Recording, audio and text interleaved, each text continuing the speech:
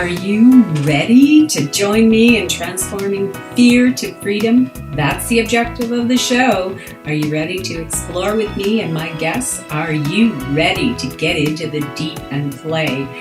This is where it's at, and that's what it's all about. No medical advice here. Use discernment and decide for yourself if the information is right for you. All views and opinions expressed on this show belong to the individual and are not necessarily shared with the producer of the show. Want more details? Go to letsgetrealchattinwithcatherine.com. Now let's get real and have some fun. Who are we going to explore with today? Come on with me and let's get into the deep. Welcome back to another episode of Let's Get Real Chattin with Catherine. I'm your host, Catherine Whelan Costen, and the show is Let's Get Real Chattin with Catherine, and the website is letsgetrealchattinwithcatherine.com. My guest today is Rose Sangregorio of the Metaphysical Centre of Canada Corp. And she is an amazing woman. She has written an amazing book, which is very helpful for people who are on the journey of enlightenment, who are trying to figure out what's happening with our evolution at a metaphysical, spiritual, and practical way. And she has addressed a lot of that in the book, Journey to Self-Enlightenment.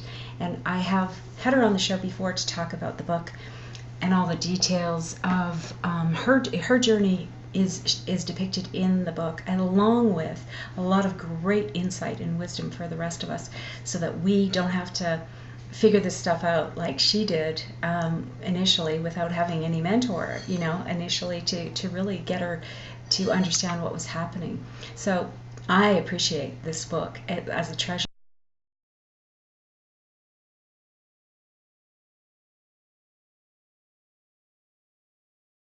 And today is June the 27th, 2013. We are in southern Alberta, both Rose and I, and she is closer to Calgary and I'm closer to the rural area. So we have different, we're going to have different point of view on what's going on in energetically with the tragedy that's been going on, the chaos. We've been under flooding, terrible flooding.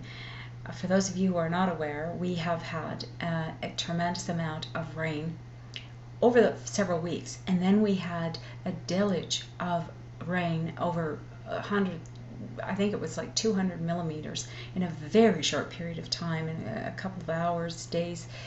And what happened is, because we are below the Rocky Mountains and the mountain streams melt into the rivers below, which is awesome when it's just a nice flow. So we have the Elbow River, the Highwood River, the Sheep River, to name a few, in the southern Alberta area. So we have had flooding in Alberta from Fort McMurray down to Lethbridge and Medicine Hat. So that's north and south, and mostly the rural areas that got it seem to get it worse, because of course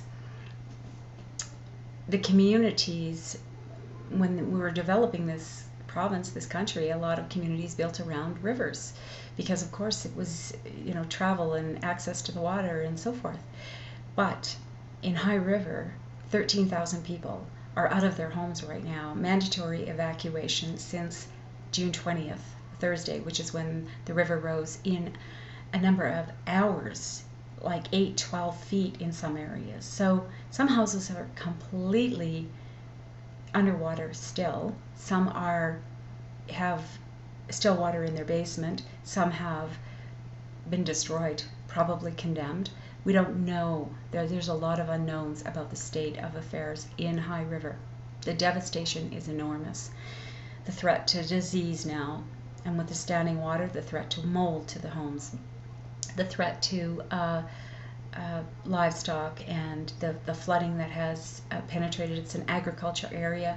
It brings to our awareness using fertilizers and pesticides and insecticides and so forth, and how the saturation of the land with water and then the flooding across this land has taken all these toxins and feces from the feedlots, which hold, cattle, and 2.2 tons of manure a year is produced by one cow. So, in a confined area, that's a lot of manure, and it has spread out. It has been taken with these waters came so fast, so powerful, so intensely. I mean, it was moving vehicles, it moved houses, it moved trees, it eroded the ground, the banks of the river, and of course, it flooded areas of the town that have never been flooded before. That's the heartbreak, that people that kind of normally get flooded were maybe expected a certain amount, but the level of the water is just actually unbelievable. And there's a lot of videos on YouTube and on my Facebook page. There are some, and there are more on my friend Facebook page, which you can friend me if you're interested in. I like to friend people from all over the world, as long as it's for the purpose of discussion and about the matters of the world and what's going on. If that's your request, send me a friend request. It's Let's Get Real Chattin with Catherine, and on Facebook. But you can go to my fan page or my public page, and there's some information on there, or you can just Google or do a search on Facebook. There's the High River town has a website. The High River flood support has a Facebook page, and then there's another one for people trying to get access back into their property. There are the Foothills Fire Department has an amazing Facebook page with pictures of the area, videos, and so forth. Dynamic Photography is another one that did some amazing photography of the area. There's just a lot of information, but there's a lot of heartbreak going on right now, a lot of heart opening, a lot of people rising to this occasion, just like the water, rising to it. To me, it's inspiring to see that we are not beaten by this, but it makes us draw deep and see what we're really made of as people. We've learned to understand that stuff is stuff. Even though it may be incredibly important to us, our treasures, our memories, photographs, children's toys, all of those things, and really hard for children to understand what happened to their home. This is going to be devastating for many, many people, and we're going to need to be, for those of us who our homes weren't destroyed, we are going to need to rise in our level of compassion and love and understanding and patience. This is going to take a grieving process, not only like when you lose a loved one, and there were people who have also lost loved ones in this flood. 4 people that I know of have been reported dead, and we may find that number increases as after effects, aftershocks of what has happened. The people are not allowed in their homes, even into the community for the most part. So there's a lot of people still wondering. They don't know if they have a home to even go back to. So we are talking about an enormous situation, catastrophe, and although the city of Calgary is still working on their efforts to put on the greatest outdoor show on earth, which is the Calgary Stampede, which always happens in July, and they are intending to do that, which is rallying the community, volunteers and people and the spirit, and it's awesome to see. But in High River we have a different situation. The people are not being rallied and brought together to rebuild. That's not happening yet. And so that's causing a lot of conflict for people, because I think that this is something that, maybe we'll look back on and we'll really notice the differences in these two communities. And people keep saying, well, it's different because in High River it's a disaster, not just a flood. But regardless of disaster, flood, whatever you want to call it, when people are brought together in community to work towards something, then you have this amazing force, and nothing can really stop it, because it's an energy. But when people are prevented from coming together, prevented from doing things, not given leadership to really know what can we do in the meantime. Okay, we can't get into our homes, but can we do something else? And I think they're missing out. This is my opinion, of course, but I think they're missing out on a huge resource, and also on there's something that happens to people when they come together to overcome something. So I'm going to really get into some of this information with Rose Sangregorio today about what these, we're going to talk about the elementals, I hope. We're going to talk about the energy, that shifts that are happening on the planet all over. And in particular in this area, what's this all about? What, as we rise to, this new earth that I keep thinking is we are creating an exquisite world. That's my dream. Harmony, peace, prosperity, joy, abundance for all. And I think it's possible. But I'm kind of wondering if part of this, I'm not saying that this was done to us, I don't subscribe to that at all. I really do. Every experience makes us who we are. Every experience I've had in my life, trauma and tragedy and so forth, has made me who I am today. And so even though it was hard at the time, I'm grateful for all those experiences. And so I'm really wanting to get into this conversation with Rose. I hope you will join us. If you want more information on Rose and how to contact her, her workshops, her books, and all the other things available, you can go to the guest page on Let's Get Real Chattin with Catherine.com, on Rose's guest page, and you'll get her links. You can also go through YouTube and check out the other videos we have done. So let's get into this. Please join us as we connect with Rose Sangregorio once again. Thank you so much. So we're back once again with Let's Get Real Chattin with Catherine and my guest Rose Sangregorio. Welcome and thank you for joining us and giving us your time today, Rose. You're very welcome, and I'm excited to share whatever knowledge I can today. Yeah. I'm so grateful that you are, because you have a, as I kind of said in the introduction, is you have such a good balance between you're grounded, you're in the physical, but you have the awareness of the different interdimensional and spiritual and metaphysical understandings. And I think a lot of people are starting to figure out that we're so much more than our bodies, so much more than the physical experience.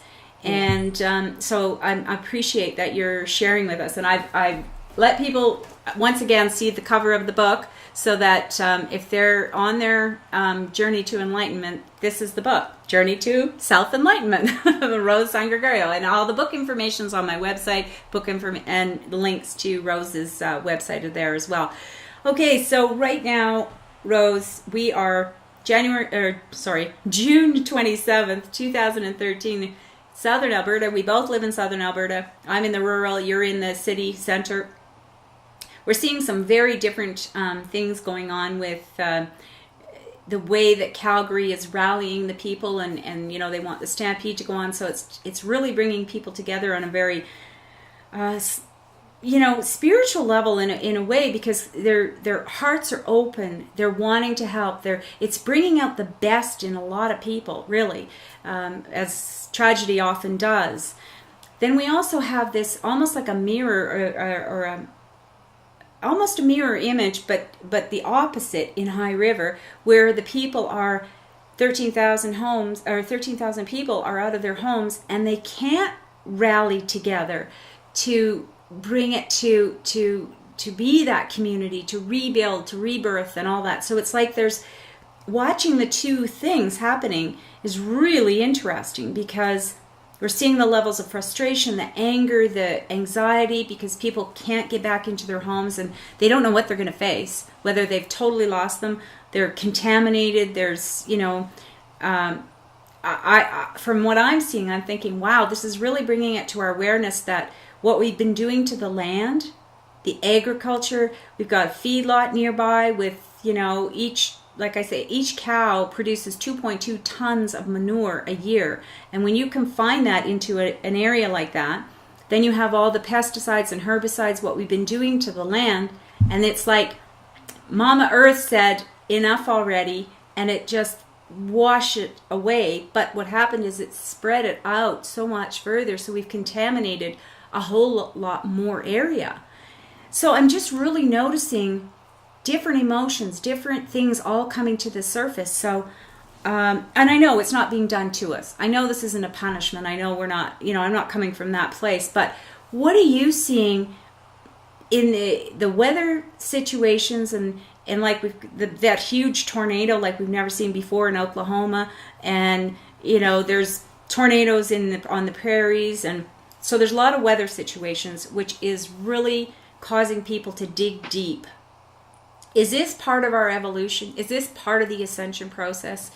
What's your take on it all? I mean, I have so many questions, Rose. I'm sorry. No, that's totally fine. That's why I'm here. Let me see. To begin with, I need to give a bit of a groundwork of where I'm coming from with the statements I make. And so, in our path of enlightenment, in my teachings and what I know, enlightenment is not just about going out there and, experiencing the beautiful light of spirit, and it's like this wonderful blissful state of being, and then we come back into our bodies and into this awareness of who we are as a physical person, and we can't have a happy life, we can't have a graceful life and a harmonious life. Right. And so to me, enlightenment is really about accessing that divine place of bliss and harmony and love, all those wonderful things that we think of when we think of spirit and God and enlightenment, but to be able to bring that into our physical body, into our physical awareness, so that every moment of every day that we're living, we are experiencing that state. Mm-hmm. So then people say, well, how can I stay that way when my neighbor is pissing me off? Or how can I stay that way when I'm driving to work and somebody is a nuthead in front of me because they can't seem to drive properly? And, that's the key. It's to be able to stay in that state no matter what happens. Mm-hmm. And so to me, enlightenment is really about the process of ascending into our true divine state, but to also be physically in our bodies and to be able to live that. So that is where I come from with some of the statements I'll be making, because I know there's many beliefs out there, and I know that some people might not agree with what I'm saying, and that's okay. I'm not attached to people agreeing or disagreeing. This is the truth of what I receive from the masters. So the earth itself is a living being. We think of the earth as something that is inanimate, and we live on it. We're the animate ones, and the animals and the plants. And so what ends up happening is we separate ourselves from the existence of being on this. And by that thought that this earth is separate from us. Right. When we go into that ascended state, that awareness of a higher being, of who we are, in oneness to all creation, we actually start to feel the essence of the earth as a live entity. Mm-hmm. And so many teachings talk of the Earth Mother and like a being, like an entity, but we are the earth and the earth is us. Mm-hmm. And so to be able to bring on a collective level that enlightened consciousness, the earth itself has to also cleanse and purify itself. Just like when I do my spiritual work in the ascension process through the initiations that I take, I do cleansing in my body.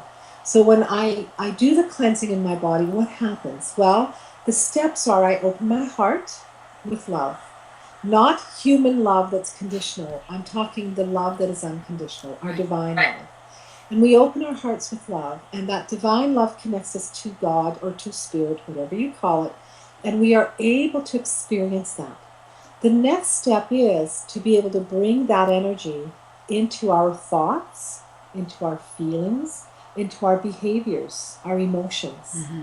And to be able to do that, we have to address where we separate ourselves from who we truly are. So that's the idea of separation. Now, in the process of bringing the light into my body, I have to access my negative thoughts, negative feelings, emotions, behaviors, and look at those and change those thoughts and feelings so that my behavior will change, my emotions change. And to be able to do that, I have to address the emotional body. Right. It's the way it works.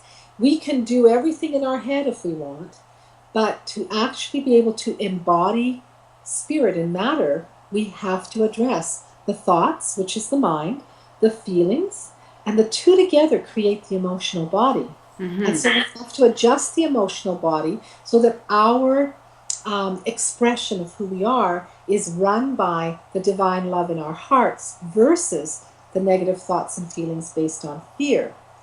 So imagine the earth as a live entity.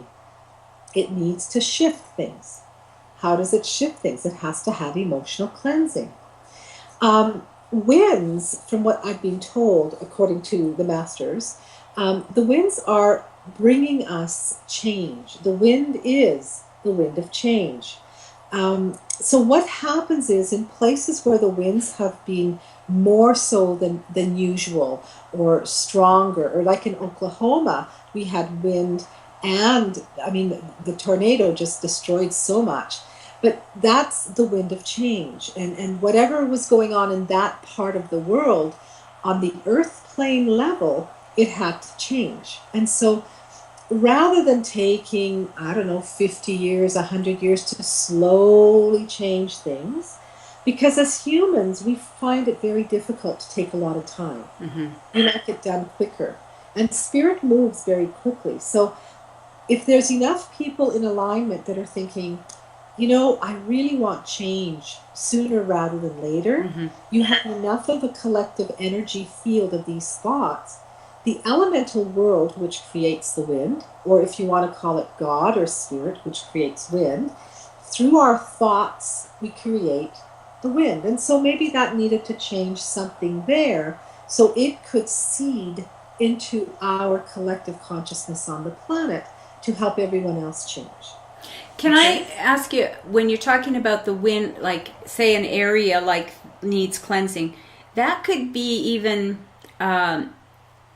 where there was a lot of war or a lot of something happened. It's not necessarily what's happening right now, but the history, the genetic, like we have genetic memory or memory in our cells, right? So with the earth would be holding, so there might be areas that are needing cleansing, like at the deep. Like when we do our metaphysical, our spiritual cleansing and clearing, we go deep. We go to past lives. We go to, right, or where we have genetic lineage, our family lineage. So would it be the same where the earth is doing that? Think of the earth just like us. It has memory. The cellular structure of the earth is actually all of us. The cellular structure, just like we have cells that make our nose look the way it does, and our eyes and our hair, the earth has cells that make it look the way it does. So we've got the animals and the plants and the humans and all the other things that create our earth. So that memory is there for everyone. Right. So all the times that piece of land has had destruction or negativity, that needs to be shifted. So we come into, there's different forms. There's fire as well, which is usually when the volcanoes erupt, and the land itself, which is when the earth has earthquakes, where the land is shifting itself. And then the other one, which we have been impacted by here in this area, is water. And water, according to my teachings, is deep emotional cleansing. So whether it's a blizzard or whether it's rain, it's still deep emotional cleansing. But because of the time that we're in right now, what's going on our planet is we are bringing into manifestation the new paradigm. And so we've had, for many, many lifetimes and many years, had this thought or vision that we want to create a world where everybody's in harmony, everybody's at peace, we love one another, etc., etc. We've had this vision, and people around the world, no matter what religion they've been, have put this out into the etheric world, if you will. Now, some have put it out based on separation, like they think their belief system is the only one and it's the right one and everybody else is wrong. Yeah. But the essence of the desire is still the same. Okay. This oneness. So we've hit through all these different events that have happened for the last 25, 30 years. We've come to the point where on Earth we are ready to take it out of the dream time, out of the visioning time, to actually make it happen. Just like, we draw the drawings, now it's time to build the building. And so what we're doing right now is we are literally in it, trying to bring what we visioned as our new age or the golden age or the new world. We're bringing it to this reality. To be able to make that happen, we have to have cleansing. For me to bring my spiritual awareness into my daily world, I have to heal my emotions that are separating me from being one with God or one with the light or one with the love. Does that make sense?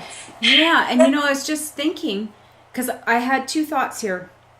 When you're talking about like where it's cleansing, and at first I thought, well, what if instead of us waiting for catastrophe, what if we came together and we did healing work in areas like all over the earth, like we had these ceremonies or whatever, and we forgave and we asked for forgiveness on behalf of our previous generations and what's happened to the earth.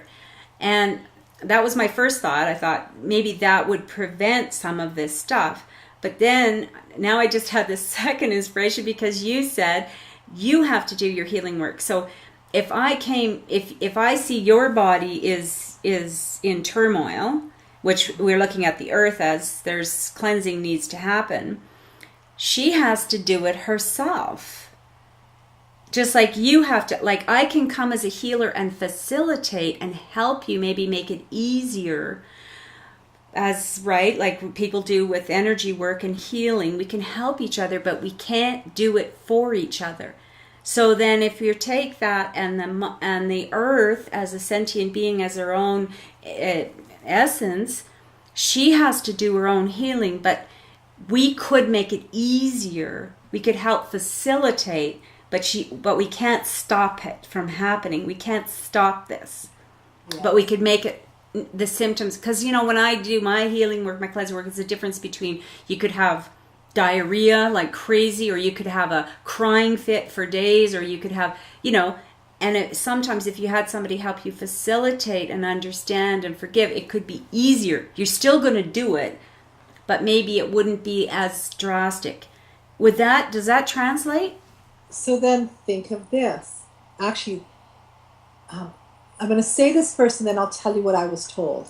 Can you imagine, what if this destruction that we're seeing here, we'll talk about here because we're here, but even Oklahoma, okay, even some of the other places around the world where there have been volcanic eruptions, what if we're already helping?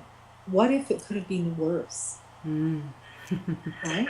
Okay. So you hit the nail on the head in that you said in Calgary, there's like the contrast to what's happening in High River. Yeah. The message I've received is that we have enough people on this planet right now that are working for the common good of all versus their own private stuff or their own material stuff. And because times have changed, we no longer have to experience the Armageddon that has been spoken about in the past. Mm-hmm. So it's through all the healing work we've all done individually, personally, as groups, as communities. And it doesn't have to be that you have to be doing yoga or meditation. These are people who live life from the ethics of the spiritual world. You don't have to be, some people, they like to do it through religion. Some people like to do it, as I said, through yoga practice. It doesn't matter how you do it, right, but you live the life from that high road, is what I say. And so here we are, we think this is awful, and it is awful. But look at the good side. We had no deaths in Calgary, except for the one lady who refused to leave her home. Mm-hmm. And not to say she deserved it. It's just that that's what I was told. We wouldn't have the deaths. The masters have said to me, we still have to have some stuff happen on the physical level on the earth. As you pointed out, it's the earth's way to heal. Right. But can you imagine if we hadn't have done all that we've done, how much worse it could have been? Yeah. And in the end, what this is all about is a deep emotional cleansing. And every place on earth has like I don't know how to describe it. If I could put it in an easy way, it's like a shaft of light that goes up to the etheric world that collectively affects our planet. Okay. Everywhere on earth has this. And so we as a community in Calgary, Southern Alberta, we have that connection as well. So how we are experiencing the traumas, the loss, how we are acting and behaving is affecting the rest of the world in being able to make choices in a new way.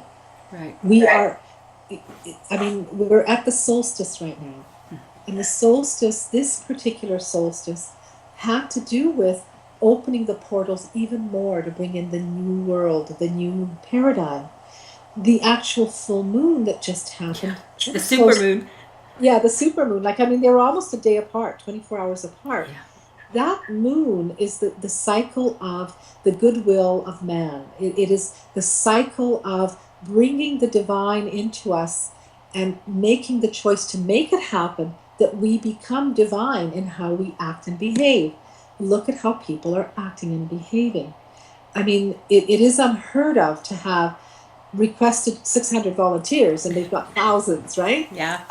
I've talked to people who are in recovering their homes and clearing. They have people just stopping by saying, I've come to help.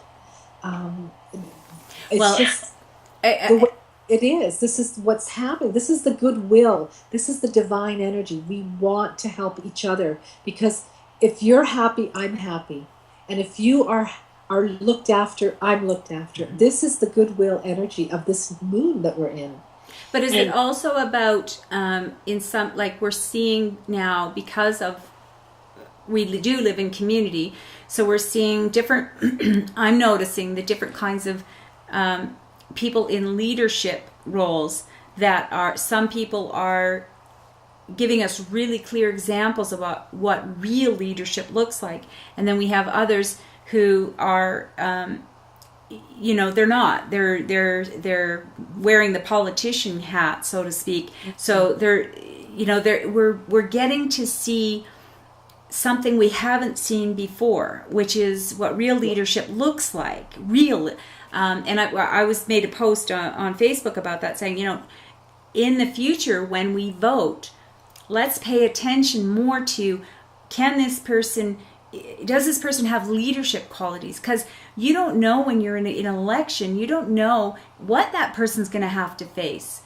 But now we're seeing the importance of doing our due diligence before we vote, so that we're not just voting for the popular person. Let's really look at people and see, because we may not be getting the best leaders that we're going to be needing as we go through these times. I find that some of this stuff is really pushing to the surface the places where we have, as a collective, not been responsible, not taken our responsibility seriously, saying, not thinking these things mattered. The same with the earth, not thinking it mattered how much we saturated her with toxins and so forth. And now we're the ones who are going to suffer. We're the ones, by having these kinds of feedlot type of intensive livestock, having, which is not health. Most people would say a lot of times that it's not healthy for the animal. It's not a nice way for them to be treated, to be living in their confined area. The hormones and the stuff we're putting into it, which ends up in the feces, which is now spread out all over southern Alberta. All of the things we've been doing in a profit-based kind of mentality, it feels like the weather is cooperating. We're saying we want something better. We want better food. We want better air quality. We want better lives for our children. We want more. So by cleaning it up, it just feels to me like this is where we get to say, let's do it differently going forward. It's a chance to examine. Do you see it as part of, because a lot of truth, it's not just in these weather things, there's a lot of truth coming out in politics and across the planet, where people haven't been in integrity, haven't been, Well, there you go. And that was the next thing I was going to talk about is, think about what happened in Bangladesh with that building that collapsed. Mm-hmm. that has brought to the world awareness. Like, it's not just, oh, well, it happened over there, who cares? This is a world event, you know, and all these things that are happening are creating the space. They're creating the open door for we as humans to look at these events and say, okay, this has happened. We can't change what's happened, but we can change as we move forward. Right. What can we do? So the new energies is about looking at what have we got to work with? What have we done in the past that's good and we want to take forward with us? And what have we done in the past that's not so good that we don't want to take with us? Or what have we done in the past that we need to alter and bring it forward with us? This is the new paradigm. This is the way it works. And so we're being given all these beautiful opportunities to see all the various things that are being done not within integrity. Our new world is about being in integrity with compassionate love. Well, it's the same with the this Snowden guy who's, you know, been all over the news that he let the people of the United States know that their government was spying on them. And now they're looking for him all over the place and calling it espionage. He's being charged with espionage or something to that degree. And it's humorous in a way because he really was letting his people of his own country, he wasn't giving away secrets to other countries. He was letting the people in his own country know that they were being spied on by their own government. And so when you hear them on the news saying, and you know, we're expecting other countries to give him back because he's wanted, he's a fugitive. And I'm thinking, but what crime has he committed in truth? And I think the crime of saying the truth. And that's where, but see, because what gets me is because of the level that it's become a media sensation, that people know about it all over the world, that it's causing people to ask that. Well, I don't know this man. What did he do? Oh, he told the truth, and they're saying that's a crime. So it's you know, I'm not pointing fingers, it's happening everywhere. But it seems like we're getting a chance to actually, in real time, see the consequences of our actions, see the, you know, choices that we have now, choices we had then. It's like you say with your body, you're doing cleansing, so you're letting go of all the things that aren't in harmony anymore, that don't fit with, you've changed, you know, the earth has changed, so she's got to let go of what isn't in harmony with her thriving. I think that, to me, that's what it feels like. What works to enable us to thrive on the planet as opposed to just merely survive? Because it seems like that's all we were doing before, was looking at survival, more stuff, and hoping that if you had enough stuff, you wouldn't die because you had all this stuff. But that, you know, that's not really what we're here for. I mean, I'm not saying there's anything wrong with having stuff, and I'm certainly not saying, or without compassion for people who've lost their treasures that they have had in this lifetime, but it just feels like this is where, as a collective, we get to take a look at what's really important. You know, but human beings and Earth, like, how do we live, like you say, as instead of just thinking we're the main show as human beings and we just use the planet. When we look at her, you know, there's a place in British Columbia right now, they're bringing, some people are bringing to the awareness that it's a rainforest that they want to destroy, and there's trees in there that are somewhere between 250 years old and 1,000 years old, and they want to, you know, clear it for progress, for industry. And it has to, I mean, that's got to be like somebody saying they're going to cut off my finger because it's going to help me in the future. So I think before, we may not have had the awareness to say, wait a second, they're going to, a tree that's thrived for 1,000 years, and they would cut that down for what? You know, and I mean, we can see with the flooding, when you don't have a lot of trees, and we don't have a lot of trees in southern Alberta. So what's holding the ground? What's holding... Much. Exactly. So when you get floodwaters coming through, it's easy for it to, with the force and the power, it's easy for it to just, you know, take out huge amount. There's nothing holding it. And then I think about those areas in British Columbia where you have trees. I mean, their roots, they've been holding that land.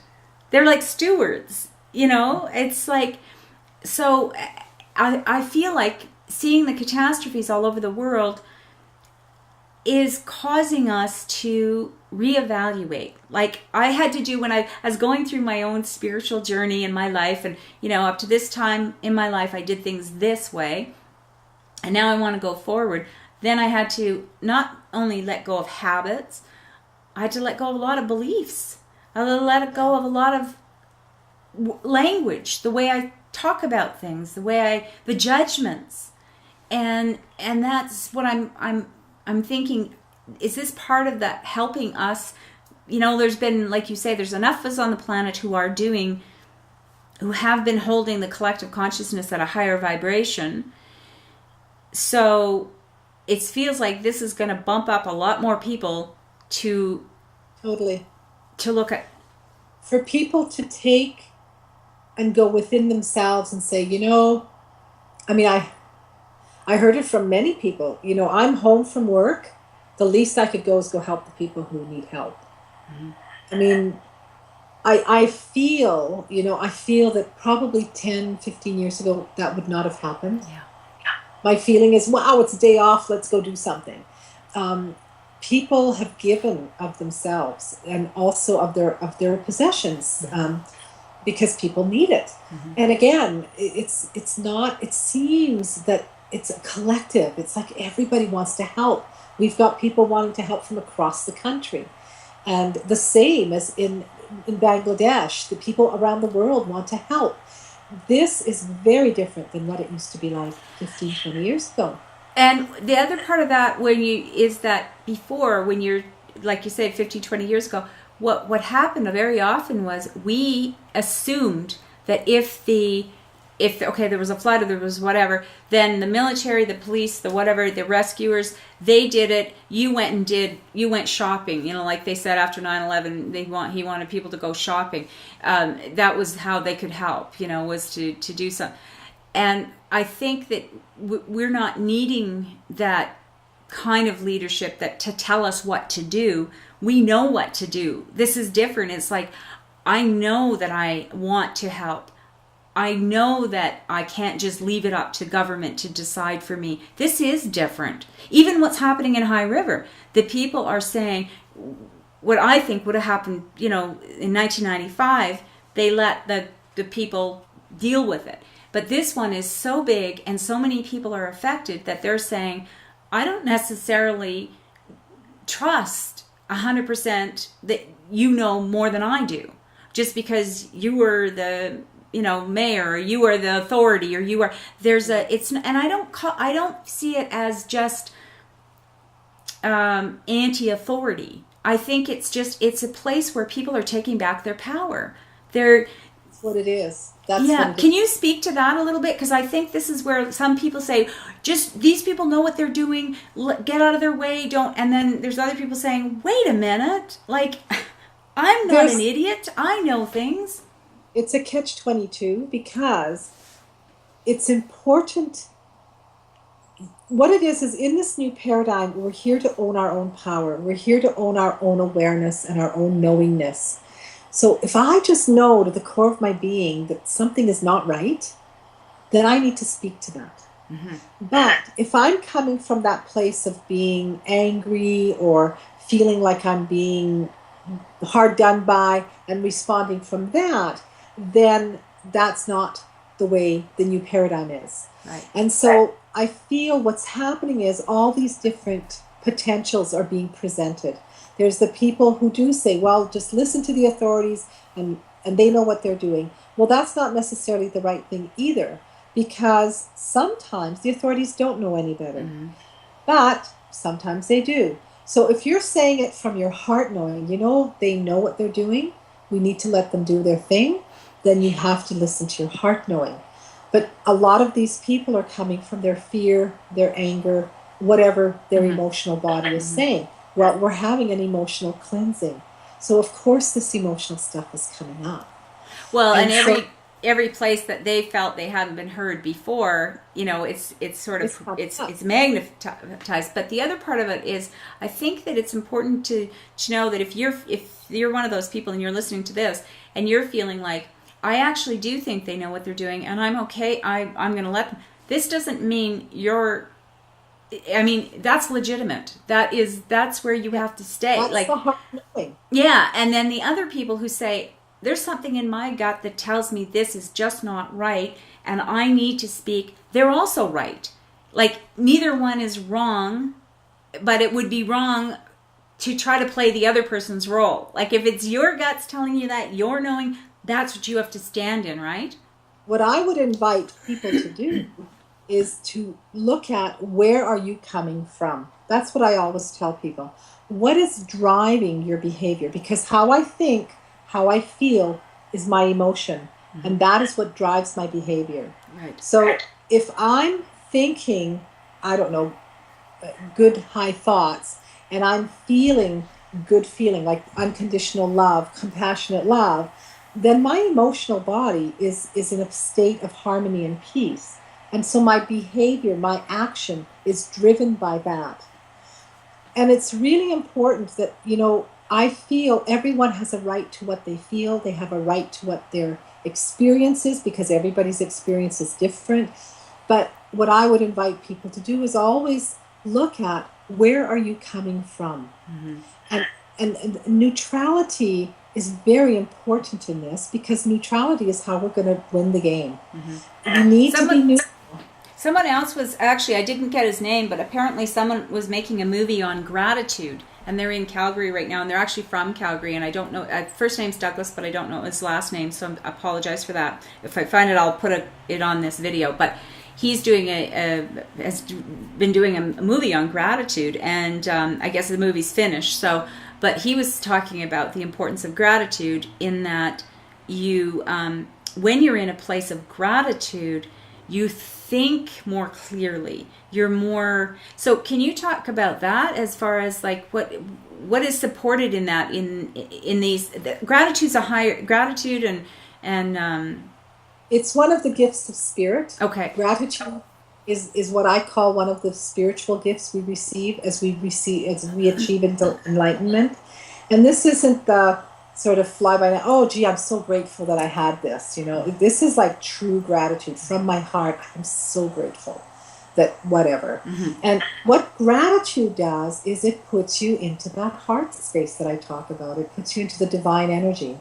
And when you're connected into the divine energy, if it's through gratitude, then that energy opens the doors for the divine to bring to you all things that are abundant for you, whatever that means for you. Right. And there is no obstacles in the way that will stop that abundance to come to you.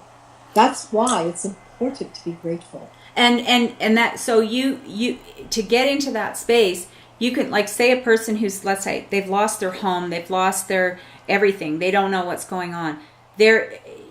A person in that state of mind then goes into fear and anger and all those emotions. But if they can stay in the now for a moment and see what they have right now, that could open up true gratitude. Like, I'm grateful for my family that's alive, that we got out alive. And that would be true gratitude. That's not, oh, I'm grateful this happened to me because I learned this lesson. It's like real heartfelt, like, oh my God, I love you so much and you are still here. I could have lost you. You're, I mean, I know that from losing my own child, right? Like the gratitude that you have when you really get into, okay, this is what I have now. Not getting into so much about what all I lost, but what I have. I have my health, I have food, and look, I can be grateful for what other people are giving me. If you have your life, you can always rebuild. Yeah. If you don't, then you're it's done. over. It's really important to have gratitude. It's looking always at the glass half full, not half empty. Mm-hmm. Looking at always, where can I find that grain of light that says, wow, thank God this. Mm-hmm. And because it energetically opens the doors for so many other things. let me just say one thing, because I mean, I'm assuming many people are going to listen to this and want to know, well, what do I do? Yes. Where do I go from here? It's like I've said, it's important to be grateful for what you have, not what you've lost. It's important, no matter what it is, even if my house wasn't touched. I have everything I had a week ago. It's all here.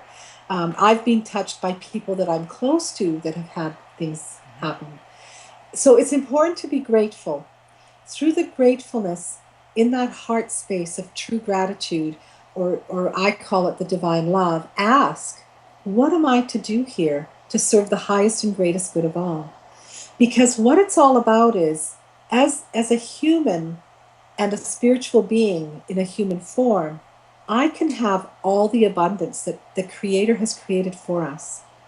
The key is not to be attached to it. Right. And so what I would invite people, because this will help not to have events like this happen. If you can actually go into that place of gratitude, to be grateful for everything you have, everything you own, but to also know that it's all okay if it's all gone. I'm the same person, even if it's all gone. I can still be happy. I can still be grateful. I can still love people. I can still be compassionate, because the material world is only that. It's a material world. You can always recreate it. And if you have yourself connected to God, to Spirit, and you hold that gratefulness, that energy will help you to continue abundance in your life, to manifest it. But if it's gone, it's okay. And I've lost everything. I did, there's just something else just came to me when you were saying that. I understood about, when they have hurricanes are over the water, and I understand that they're clearing the energy and they have to do it over the water. And what somebody was talking about, and I can't recall exactly who, but they were saying that when the media starts hyping the events, like a storm is coming and it's a class this and it's a class that and it's coming closer and how close to the shore, that these hurricanes wouldn't normally come to the shore, but because of the fear on the land, we kind of magnetize it to the land. Otherwise, it would just stay out in the ocean doing what it needs to do.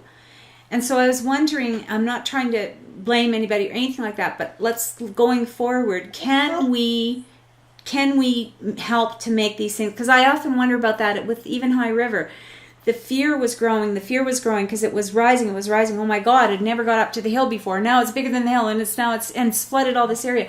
Has that contributed to it being bigger than, without laying blame? I really want to be careful here. I'm not trying to blame anybody, but I am thinking about in the future, maybe to make these changes and shifts easier. If we stayed out of fear, could that help the earth changes not be as violent for our experience? The short answer is yes, but I like to always explain. And that is because energy is energy. If it's based on fear or it's based on love, it's still energy. The laws of the universe, the law of physics is we magnetize energy to us. So if I'm in fear, I magnetize things that will prove true my fear. Mm-hmm. If I'm in unconditional love, neutrality, I love to call it neutrality, that middle space, that equanimity. If I'm in that place, I manifest that in my life. So I magnetize that. So if people, when things like this are happening, what I tell people to do is be neutral. Be neutral. If you stay neutral and you hold that place of neutrality, which is divine love, right, that all is perfect as it is. And if I'm to do something, I will know in my heart, do I take action like this or like that or not? What happens is I do not feed whatever's happening to become more than what it is. Right. If I go into fear, I actually then will feed whatever it is to be more, because I'm fearful that it's going to be more. Yeah. So you manifest it. Yeah. I mean, it's the law. It's the law of the universe. Yeah. So and it's not about punishment or anything like that. It's just it is just like the law of gravity. It just is. This is the law of the universe. Energy is energy. We magnetize energy to us always through our thoughts and feelings and emotions. It's just the way it works. And all thoughts and all feelings can have a positive or a negative charge if you want to put it into that awareness. Yeah. And to me, it's like if I think positive thoughts, I create positive. But I can't only think them. I have to feel them. I have to have the emotions that go with it that are positive, and my behavior has to reflect that. That's how I manifest pure manifestation of the goodness. Right. So when you, I understand, Rose, that you are heading to Denmark for a month. Is it? Are you going to be talking about the elementals? Are you going to be what's your? Are you going to be doing workshops? Tell us about.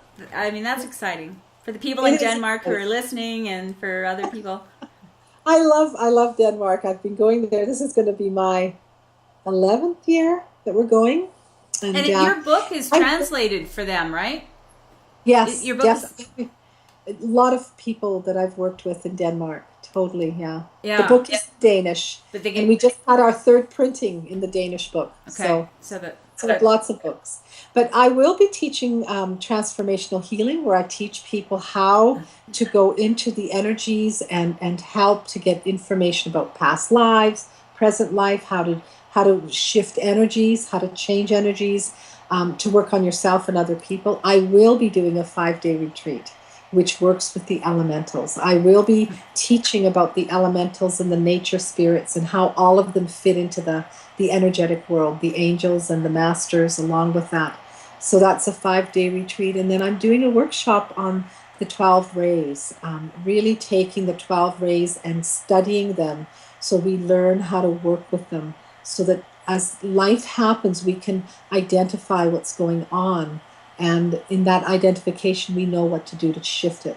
And in that class, I give people their own personal ray structure, so that you know how to work with yourself.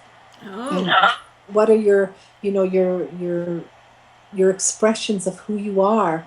And, because we all are who we are because we're based on our ray structure. Mm-hmm. And so I give that to people in that class. Well, and the other thing, I know we talked about this in the past, was that you really made it clear. We have to ask, right? We have to ask for they want to help us. It's part of their evolution too, their ascension process, but we have to ask. Now, does that apply to the elementals as well? Because yes. The elementals are slightly different in that their role is more that they go by directions. I don't like to say we command them. I feel command means I have power over them, and I don't. But they listen to directions. So if I have a negative thought and feeling, emotion, that I'm not lovable, those elementals that create those thoughts, feelings, emotions, and create my body to resonate to that, that's what they're listening to. It's because I'm choosing to have those thoughts, feelings, and emotions. And therefore they will manifest in my body the elemental part of my body, right? The part that's physical, that's matter, to be ill based on those thoughts and feelings. So would a person, this just comes to me, so would a person with weight issues or addiction issues, or would they, or illness issues, dis-ease, would they actually, not just the angels, the guides, whatever, should they be talking to the elementals to help with that? It's not as easy as that, but that would be a good start. It comes from, you have to do your work in opening your heart so you're connected to spirit. And so you're talking to them from the place of heart love and not from your own fears. Right. It's a little more work than just saying, talk to your elementals. It's a good start to start talking to the elementals in your body, but it takes a lot more work for a person to, you have to clear your chakras, you have to get everything into balance, you have to bring things into harmony, the archetypes, the male, female, the adult child energies. When things are in that neutral place within you and you're in your power, connected to source, then the elementals, this is where you can start to really shift energy in the body and get rid of illness. And you're teaching that in Denmark?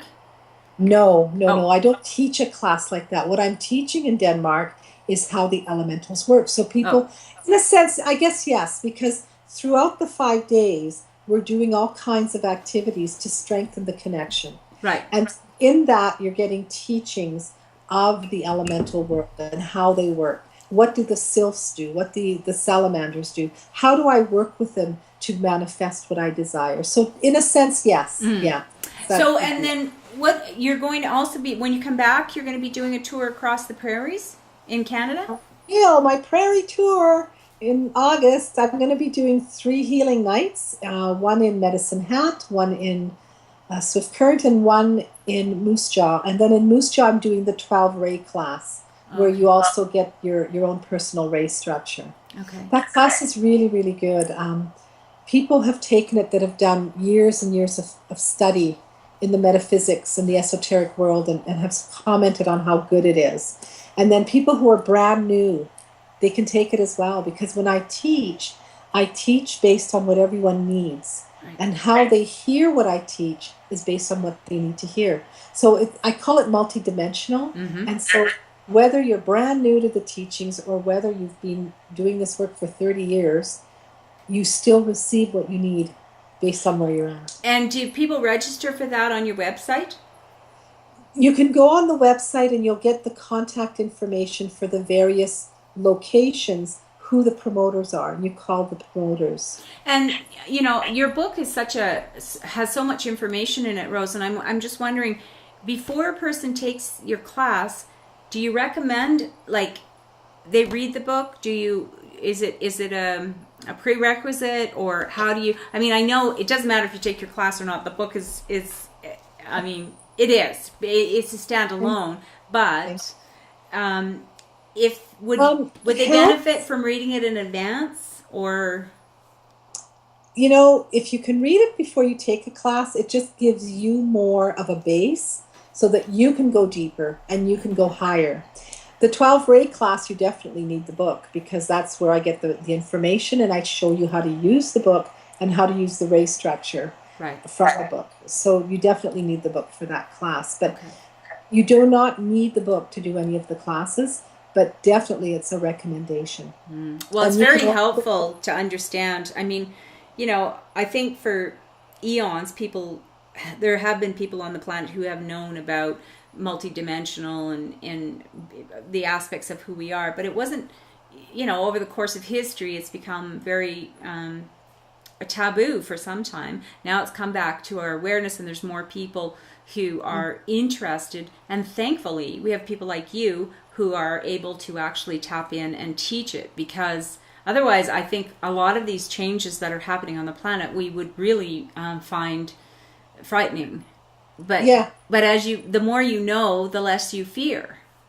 Totally. That's been my experience, and that's partly why I like to do shows like this with you, so that there's on the ground stuff, and you can say to people, oh, you know, don't fear. You know, you hear people all the time, oh, just trust God, and I'm not saying that that's not true, but there's a part, you have a role to play too, and that's where, you know, I'm not denying the power of God or the ability. I mean, that's the truth. You know, there is a source that I believe in that is in charge, but at the same time, we're part of that. We're part of that equation. We're part of that family. The new energy, the new paradigm is about being in oneness. Mm-hmm. And in the oneness, we have integrity and we have harmony, and we wrap it all up with compassionate love. Mm-hmm. And in this new paradigm, what that creates then is cooperation and collaboration, which we are witnessing. Again, because I see it, because I live in Calgary. The cooperation, the collaboration that's happening, these are the seeds for the new paradigm. Mm-hmm. We are witnessing it here. Now, that doesn't mean other places in the world aren't witnessing it, because from my awareness and what the masters have told me, this is happening around the world. People are rallying. And, you know, to say trust God and have no fear, that's easy to say. But if you have a valid fear, what do? Mm-hmm. You have to change it, because that fear can eat you up. It can make you sick. Well, and I think too, what I'm seeing, which is I'm optimistic about it, is that people are being called to speak their truth. They're called, like these kinds of events where you've been sitting on the fence, maybe in your personal life, you've been keeping your mouth shut for years, you just go with the flow and let it all happen. Now we got this big flow happening, and all of a sudden something snaps inside of you, and your voice comes out. Sometimes it's a catalyst, because it takes maybe something so catastrophic to bring you to that place of knowing who you really are, what you really stand for, where your integrity is, where your passion, all of that can be born out of these like I see it as part of that rebirth for us individually as well as for the earth. Like I'm sure you're going to see people who never stood up before or never thought beyond the authorities, like we did with the medical system. For years, everybody went to the doctor and you got a prescription and you got healed, and that's it, right? And then we had a process. Yeah, the doctor knew everything. You didn't know anything about your own body. You had to go to him and ask, even giving birth. I mean, you don't know. You're a woman and you're having a baby, and you go to a man doctor and he's going to tell you how this is going to feel and what you're going to... We cut ourselves off from our own knowing and our ancestors knowing, and I feel like that's what's happening at these other levels, politically and as stewards of the earth and everything. Well, the change is happening in the education system, the political system, our financial system. I mean, technology, you name it. Every area, every arena that represents our existence on earth is being modified. Mm-hmm. And so what is happening? People are, the stampede is going to go on. Well, they're just going to make it happen and just change some of the things that they have to change. They're not going to make it not happen and say, well, gee, it's flooded out, we're not going to do it. They're saying, no, let's do it, but let's change what needs to be done. This is the ability to see with the new vision. This is the new world, and it's yet I'll bring in like the one in Bangladesh is they're looking at, okay, so what can we do now? No more supporting of these sweat houses. Mm-hmm. Let's look at buying clothing, even if it's more expensive. Buy clothing in places that are valid places of business that are treating their employees like human beings, like we want to be treated. So what's going to happen is they're going to look at how do we change this? We still do what we're doing, but we need to change it. So in this new world, that's what it's about. And each one of us is responsible to be the power of who we are, making the choices we make from a place of inner knowing with divine love in our hearts. Mm-hmm. And through that compassionate love, we live our lives. And sometimes we're told you need to go down and help clean out the trenches in Bowness, or sometimes you're told, no, you stay home and do the energetic work to shift things. Right. And everyone has their role to play, and it's important we do that from our heart. Yeah. And it's changing. We're living the time of change. It has been predicted for many centuries that we were going to have Armageddon. Nostradamus saw it. Why is it not happening? Because we as individuals are choosing to own our power. We're choosing to be one with the divine, and we are choosing that we don't have to have trauma to shift. Mm-hmm. Even though to some degree, the earth does have to shift some. Just like I need to sometimes have a head cold to shift my energy, and it's okay. Mm-hmm. If I hadn't done the work I'd have, what would have happened instead? Maybe I would have ended up with bronchitis and pneumonia and who knows what else. Right. And so the world is changing, and the hopes and prayers are, and our desire from our hearts is that it's going to change with ease and grace, the least amount of trauma.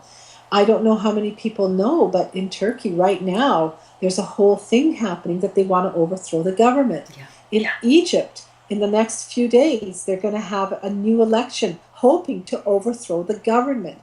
Well, that's because the old energies cannot exist any longer the way they've been. Yeah, we can't go forward and do the same as we did before. And the thing that's interesting about what I've seen in Turkey anyway so far is, for the most part, the people are doing this much like Gandhi. They're trying to do it with a very peaceful asserting themselves as opposed to being violent now. And it seems like the government, just like the government in the British government in India with Gandhi, was they didn't know what to do with it.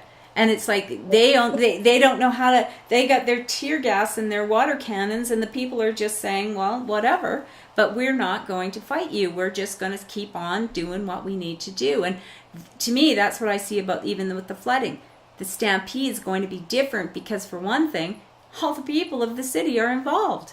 I mean, in past years, like there's years where, when I lived in Calgary, I didn't go to the stampede. Usually people that are residents will go every so many years. Some people go every year, but some people, it's like, I haven't been down to the exhibition grounds and whatever for this long. This year, I bet you the attendance will be huge from the locals even because they had a hand in it. They had a hand in making it happen. So it wasn't just something put on for them. It's something they're part of. And that's what I see in High River. The potential is there for that town. As it's a small town, and as all small towns are, they have their dynamics. Small town dynamics of, people that knew each other and all that stuff. Well, when you go forward, they're going to know they can't go forward that way. So today, the person who maybe they couldn't stand before the floods turns out to be the guy that helped them out in the middle of this. So it is going to change. Our business practices are, like you say, in Bangladesh, we're going to change. We're going to change the way we get involved in elections. I bet you there will be a much higher turnout in elections in this fall than there have been in the past because people... That is the cooperation and collaboration energies of the new world, that we work together and no longer have that hierarchy that this person has power over me. We still need leaders. We still need leadership. But the leadership is from a place of leadership and not that they're in power over others. Exactly. And, this is the change. And it's, to me, it's exciting. I'm sad for the people that have lost so much. But it's very exciting for me because I know that our lives are going to be so much more richer and more fulfilling because we no longer live with fear. We live with love. Well, it's like an infection in the body. When you see the infection coming out, it hurts and it's awful, but that means you're healing. So it's the same thing. So we have compassion for the shifting as we go through it, but at the same time, I think we serve everyone better when we can come from a place of love and hope and that high vibration for what's possible. That bring that to people. But we can, yes, we know that all happened, and now you can really it's like build. Clean slate, right? Yes. New baby being born. That's the way Buddha has explained it. We are like new babies that were just born into this new world. And as a new baby, you have a clean slate. Make the choices for the higher good of all and not just for yourself. Make the choices that are exponentially affecting all creation versus just yourself.